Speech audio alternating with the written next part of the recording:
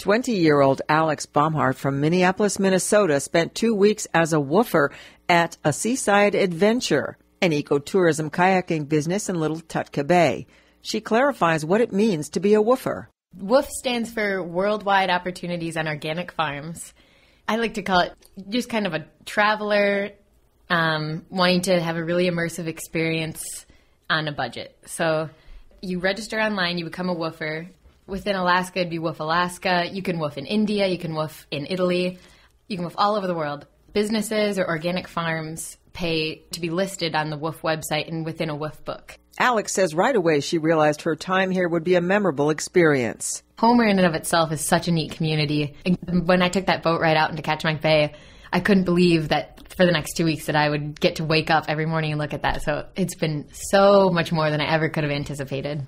Alex did her first stint as a woofer in New Zealand 2 years ago, working at an almond farm and at an organic cafe.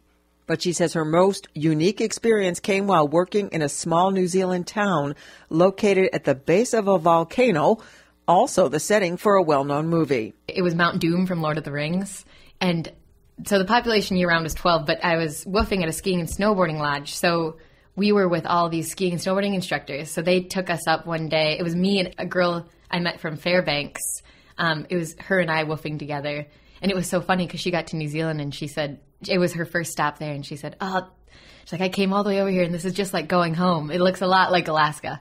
So we'd go snowboarding and the only thing they asked us to do was plant potatoes. And we spent so much time like digging up this ground and planting these potatoes. And lo and behold, like 3 days after we had finished, this huge frost came over and just killed all of them.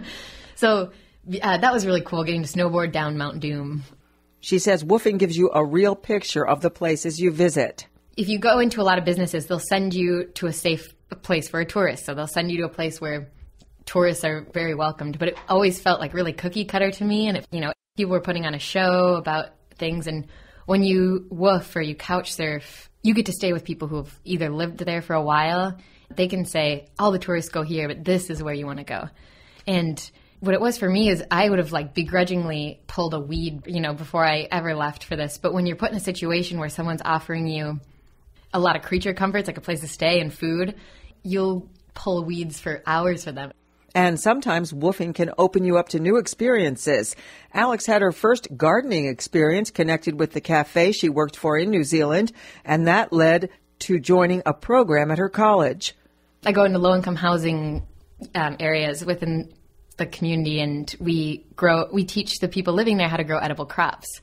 So being in a garden became like a release for me. It's so relaxing, and whereas 2 or 3 years ago I just couldn't have done it, now I love it. Although many woofers are young people, Alex says there's really no age limit. When I was in New Zealand, I met this man from Germany. He was he must have been in his mid to late 70s, anywhere within that spectrum. He was biking all over New Zealand and woofing. So it's any age range, really.